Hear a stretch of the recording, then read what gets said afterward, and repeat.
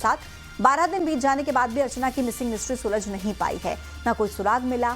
अब लापता अर्चना के 1 साल पुराने फोन रिकॉर्ड खंगाले जाएंगे। जीआरपी की टीम अर्चना के दोस्तों से पूछताछ कर रही है। जंगलों से लेकर रेलवे ट्रैक पर सर्चिंग ऑपरेशन चलाए जा रहे हैं। और इसी बीच अर्चना के परिजनों ने ह्यूमन ट्रैफिकिंग की आशंका जताते हुए सीबीआई जांच की मांग की है और घर पर महामृत्युंजय जाप भी किया जा रहा है।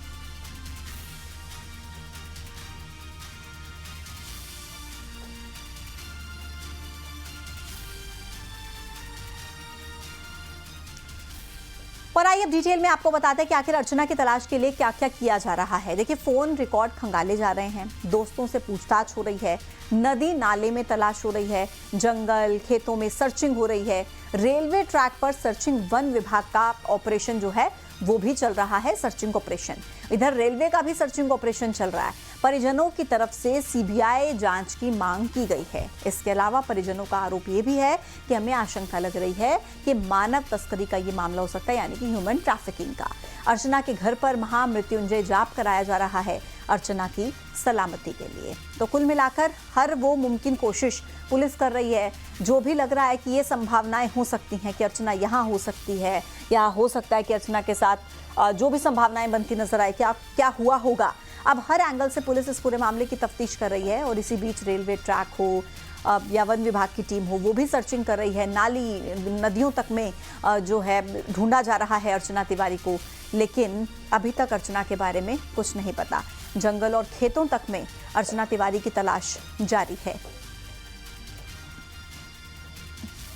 और अब पुलिस ने ये फैसला लिया है कि 1 साल पुराने जो फ़ोन कॉल डिटेल्स हैं वो भी खंगाली जाएंगी, रिकॉर्डिंग्स खंगाली जाएंगी।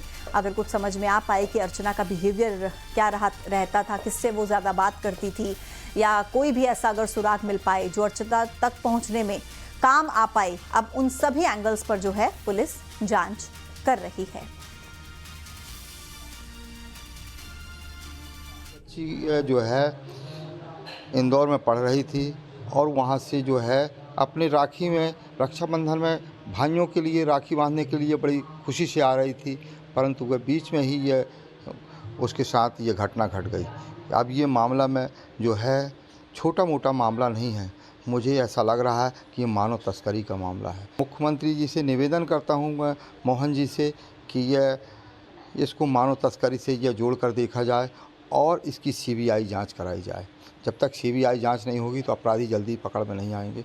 ये बहुत बड़ी गैंग है और ये गैंग जो है जहर खुरानी भी एक दिन बाद किया है। शुक्ला जी का भाई जो है वकील साहब हैं, उसके भाई के साथ भी यह भोपाल से आने के बाद पिपरिया के पास कहीं हुआ। जो बिलासपुर तक की जीआरपी का एरिया आता है, वहाँ पर भी हम लोगों ने और भी दूसरे कोई प्रकरण, कोई जहर घुराने वाला हो, कोई ऐसा इशू हो, तो उसके संबंध में भी हम लोगों ने जो है वो जानकारी सभी जीआरपी के थानों से और लोकल थानों से ली है। उसमें अभी हमें कुछ क्लू नहीं मिला हुआ है। अभी हम लोग जो लड़की का जो पास्ट है, अभी तक हम लोग जो है वो पिछले 3 से 4 महीने के ऊपर कॉन्सेंट्रेट करके काम कर रहे थे। उसके दायरे को बढ़ाते हुए पिछले 1 साल में उसने किस किस से बातें करी है, कॉलिंग, व्हाट्सएप कॉलिंग किस किस के साथ में करी हुई है, वो सारी चीज़ें भी जो है उसको खंगाल रहे हैं। और उसके शिवकांत आचार्य ज्यादा जानकारी के साथ कनेक्ट हो गए हैं। शिवकांत, हर मुमकिन कोशिश जारी है अर्चना तक पहुंचने की, लेकिन क्या कुछ उम्मीद पुलिस की तरफ से जताई जा रही है? कितना समय अभी और लग सकता है?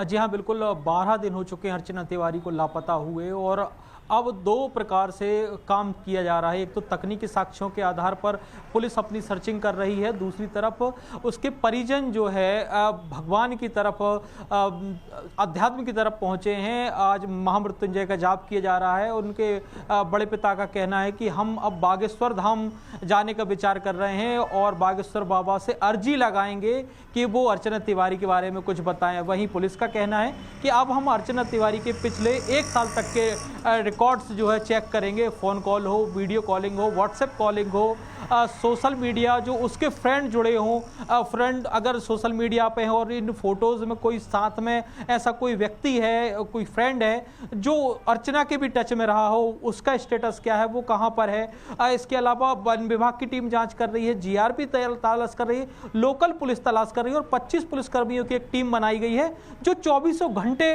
नए नए अपडेट्स लेकर तैयारी लगातार की जा रही है। पूरे 82 जो सीसीटीवी कैमरे थे उनकी एक एक मिनट की वो जो रिकॉर्डिंग चेक की जा रही है कि आखिरकार अर्चना तिवारी अगर किस बोगी में भी थी तो कहां से कहां गई, क्या मूव किया, क्योंकि ये बड़ा सवाल है कि अगर वो ट्रेन में भोपाल तक थी रानी कमलापति तक तो उसके बाद अचानक से कहां हो गई।